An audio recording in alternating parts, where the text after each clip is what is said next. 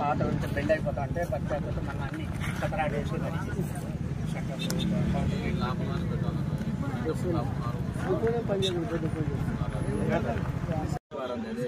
ఇదేలే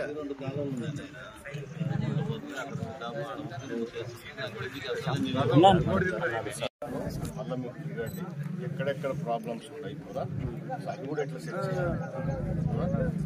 ఒక సిస్టమ్ చేస్తే టోటల్గా బంద్ కాకుండా మనకి షట్టర్ సిస్టమ్ రావాలా చేసేదానికి. సో మీరు మీ పని మొదలు పెట్టాలా, నిదానంగా మనకు పర్ఫెక్షన్ ఉండాలి. మళ్ళీ రెగ్యులర్ మెయింటెనెన్స్ ఎన్ని ఓకే దాదాపు మేము మోయాలి. ఆత్మకూరు శ్రీశైలం నియోజకవర్గంలోని ఆత్మకూరు మండలంలోని అన్ని గ్రామాల రైతాంగానికి సాగునీరు ఇవ్వాలి అనే ఉద్దేశంతో మరి ఆ రోజు తెలుగుదేశం పార్టీ అధికారంలో ఉన్నప్పుడు చంద్రబాబు నాయుడు గారి ప్రోత్సాహంతో ప్రతిష్టాత్మకంగా దీన్ని పూర్తి చేసుకొని సంవత్సరం 2 నెలల్లోనే పూర్తి చేసి రైతాంగానికి ఆ రోజే 2018లో నీళ్లు ఇచ్చినాం మేము. దాని తర్వాత ఇంకా కొంత ఆ రోజు ఏదైతే పిల్ల కాలువలు ఉన్నాయో అంటే ఫీల్డ్ కెనాల్స్ అంటారు, పొలాల్లోకి నీళ్లు పోవడానికి మెయిన్ కెనాల్స్ మాత్రమే ఆ రోజు పూర్తి చేయడం జరిగింది. దానిని కూడా పూర్తి చేయాలని చెప్పేసి మరి ఆ రోజు చంద్రబాబు నాయుడు గారితో మేము ప్రామిస్ తీసుకున్నాం. తర్వాత రాష్ట్ర వ్యాప్తంగా ప్రజలు ఒక నిర్ణయం తీసుకొని వైఎస్ఆర్ కాంగ్రెస్ పార్టీకి అధికారంలోకి రావడం. మరి గడిచిన పోయిన 5 సంవత్సరాలలో ఎంత వరస్ట్గా వీళ్ళ పరిపాలన ఉండింది. రైతు ప్రభుత్వం అని చెప్పుకున్న వీళ్ళు ఒక్క రైతు కూడా కంట్లో నీళ్లు కూడా తుడసలేకపోయినారు. వీళ్ళు ఈరోజు మేమెంతో ఇష్టంతో కట్టుకున్న ప్రాజెక్ట్ ఇది. రైతులకు నీళ్లు రావాలి, రైతులు బాగుపడాలి ప్రతి రైతు అని చెప్పేసి ఈరోజు ఈ రిజర్వాయర్ చూస్తే కళ్ళలో నీళ్లు వస్తాయి. ₹1 విధించిన పాపాన పోలే, కనీసం గ్రీసు కూడా ఇవ్వలేదు. ఇంజనీర్లు ఉన్నారు ఇప్పుడు, వాళ్ళు చెప్తా ఉన్నారు ఎక్కడే కానీ 1 కేజీ గ్రీసు కూడా లేదు సార్ మాకు. ఎందుకంటే షట్టర్స్ దించాలన్నా ఎత్తాలన్నా గ్రీస్ అవసరం, దానికి తిప్పే రాడ్లు కూడా లేవు సరిగ్గా. వీళ్ళు కేవలం వాళ్ళ స్వలాభాల కోసం అధికారాన్ని అడ్డం పెట్టుకొని ప్రజలనంతా భయపించి అధికారులను బెదిరించి పనిచేసుకోవడం తప్ప ప్రజలకు మేలు చేద్దాం, రైతాంగానికి మేలు చేద్దామని ఎక్కడ కూడా కనపడదు. అందుకే ప్రజలు స్పష్టమైన తీర్పు ఇచ్చినారు, కసితో ఓట్లేసి తన్ని ఇంటికి పంపించినారు.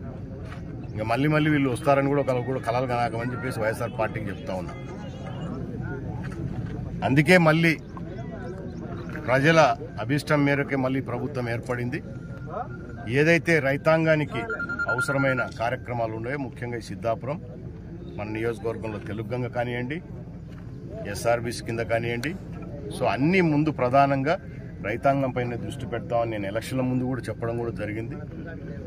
సో దాంట్లో భాగంగానే మరి రైతులకు ఉపయోగపడే ఈ ప్రాజెక్టుల కింద ఎక్కడ సమస్యలు ఉన్నా కూడా అవన్నీ పరిష్కారం చేసే దాంట్లో భాగంగానే మరి మా ముఖ్యమంత్రి గారి ఆశయం కూడా రైతాంగం అంతా కూడా బాగుండాలని.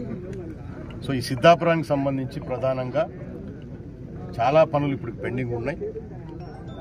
ఏదైతే డిస్ట్రిబ్యూషన్ ఏదైతే మెయిన్ కెనాల్స్ ఉన్నాయో మెయిన్ కెనాల్స్ కూడా పాడైపోయినాయి 5 సంవత్సరాలలో.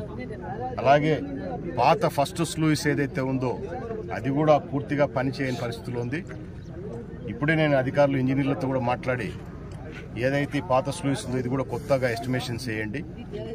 అలాగే ఇక్కడ కేబుల్, ఎందుకంటే మనకి ఇది ఎత్తిపోతల పథకం కాబట్టి కేబుల్ సమస్య కూడా ప్రతిసారి వస్తూ ఉంది.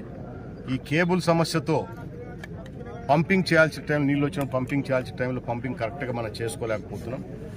అందుకే అధికారులు ఎలివేటెడ్గా మనకంటే ఎలివేటెడ్ కరెంట్ లైన్ తీసుకొని వస్తే, అంటే అండర్ గ్రౌండ్ కేబుల్ కాకుండా ఎలివేటెడ్ తీసుకొస్తే మళ్ళీ ప్రాబ్లం ఉండని చెప్పేసి అధికారులు, ఎందుకంటే ఈ 5 సంవత్సరాలు 6 సంవత్సరాలు ఆ ఎక్స్పీరియన్స్ వాళ్ళు ఫేస్ చేసినారు కాబట్టి సో ఎలివేటెడ్గా వస్తే బాగుంటుందని చెప్పేసి వాళ్ళు సలహాలు ఇవ్వడం జరుగుతూ ఉంది. సో అలాగే మెయింటైన్ చేయాలంటే కూడా సక్రమంగా వీళ్ళకు రోడ్లు కానీ ఫెసిలిటీస్ కానీ సరిగ్గా లేవు. సో ఎక్కడ పోవాలన్నా కూడా వర్షాలు పడినా కూడా కంప్లీట్గా, ఎందుకంటే సీపేజ్ వాటర్ ఎప్పుడు ఎక్కువ ఉంటుంది కాబట్టి ఇబ్బంది పడే పరిస్థితి కూడా ఉన్నారు. కాబట్టి ఇవన్నీ సమస్యలు ఇప్పుడు అన్నీ కూడా ఈ గారితో కూడా ఇప్పుడు చర్చించడం జరిగింది. జేఈ గారు కూడా ఉన్నారు. సో వీటికి కావాల్సిన రిక్వైర్మెంట్స్ ఏమేమి ఉన్నాయో అన్నీ కూడా స్పష్టంగా ఎస్టిమేషన్స్ తయారు చేసేసి, ఏదైతే మెయిన్ కెనాల్ మీద కూడా అన్ని షట్టర్ సిస్టమ్ ఏర్పాటు చేసేసి, ఎక్కడ ఏ గ్రామానికి నీళ్లు వెళ్ళాలన్నా కూడా సో అక్కడ నుంచి ఈజీగా మనం నీళ్లు తీసుకుపోయేటట్టు ఏర్పాటు చేయాలని చెప్పేసి చెప్పడం జరిగింది ఇప్పుడు అధికారులకు కూడా. దాంతోపాటు ఏదైతే గతంలో మనము ఇంకా 5 గ్రామాలు వెంకటాపురం కానివ్వండి, కృష్ణాపురం, అమలాపురం, ఇందిరేశ్వరం, శ్రీపతిరావుపేట, సో వీటికి కూడా మేము సిద్ధాపురం నుంచి నీళ్ళు ఇస్తామని చెప్పేసి మేము ప్రామిస్ చేసినాం గతంలోనే. యాక్చువల్గా గతంలోనే ఆ రోజే చంద్రబాబు నాయుడు గారి దీని ప్రాజెక్ట్ ఇనాగ్రేషన్ రోజు మనం మాట తీసుకున్నాం.